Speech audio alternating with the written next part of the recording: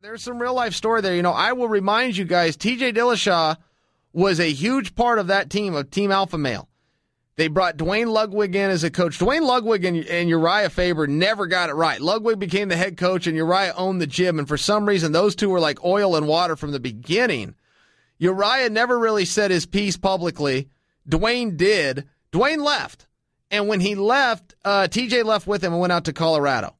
And now you've got all this bad blood, and you got this big fight coming up, and it's all real. And I'm intrigued by it. We're going to find out a little about that. So what do you make of this TJ thing? Because before TJ gets on, let me tell you my problem. Let me tell you my problem. From a show standpoint, where we're trying to get ratings and get people interested, the genuine conflict between TJ and Alpha Male, his former gym, needs to be brought up.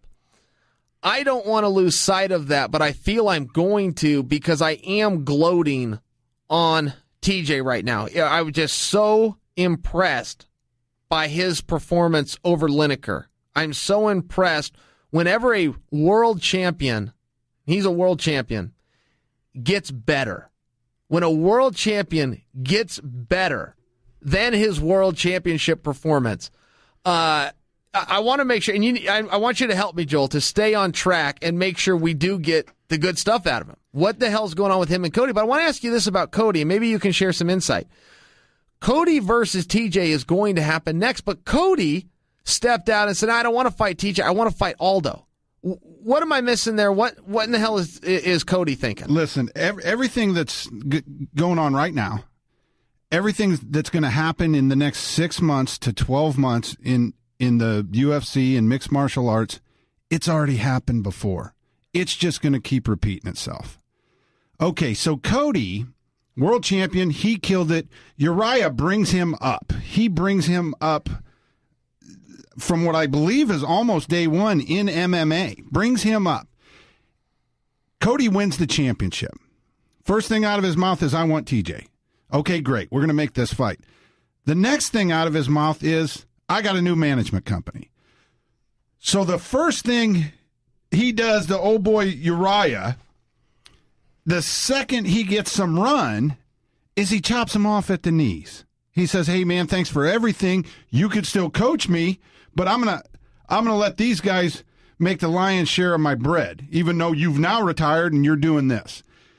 The next thing to happen, and it'll happen this year, it'll happen in 2017, Cody's going to leave that gym. It's no different than business. Business, you come up in the business, you get really good at something, and then you leave and you go with another company for more money. I hate to see it happen. I hate to see it happen with Uriah, because Uriah's, as it appears to me, as a fan who has followed the sport close for the better part of 20 years, man, that's a good dude.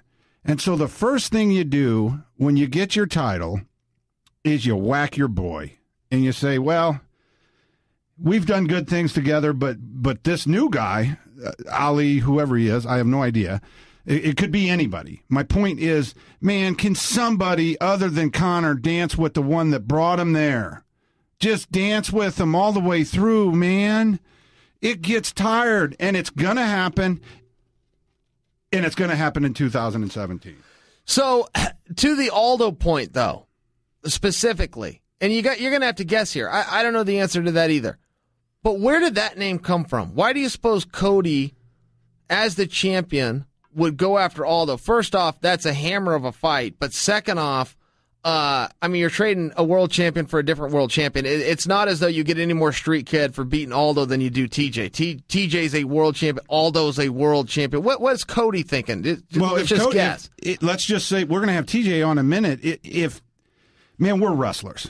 We're wrestlers. And if we're close and you're beating me and I think I can take you, man, I'm going to stay on that grind. I'm going to pick you off in tournaments. I'm going to come and get mine.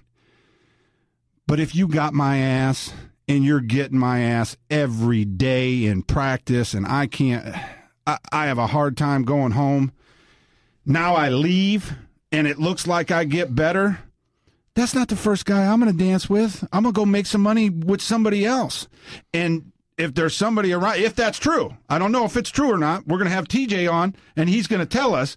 But if TJ was knee-deep in that ass every time they went, yeah, that's a reason to not fight him. Oh, wow. Okay, well, there's a speculation standpoint right there. I hadn't considered that. So you're saying when they worked out, if Cody doesn't want to fight him, it could be, and we're guessing, it could be because TJ was besting him in the room on a daily basis, and Cody's saying, let's just go try our luck elsewhere.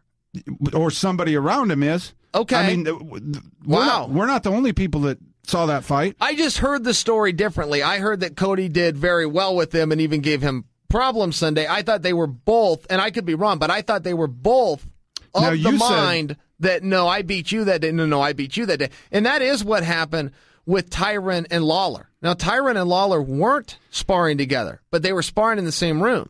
Tyron's looking over there going, I can beat that guy. Robbie's looking back going, no. I can beat you. So that's where that fight came about. These two, though, actually did put hands on each other on a daily basis. But I don't have partners. Yeah, but I don't have a report on who was getting the best of who. Do you? I have no idea, but I have to ask TJ. There's got to be a reason. I mean, back in the day when there was all those hammers in the back of the car dealership, you knew who you could beat and you knew who couldn't. For sure. Oh, absolutely. Yeah. You don't need to have wrestle-offs and fight-offs all the time. You go stick a bunch of hammers in a room for an hour. Every one of them will tell you who the baddest dude in the room is. I mean, it is Animal Kingdom rules, and they'll be right every time. Everybody is.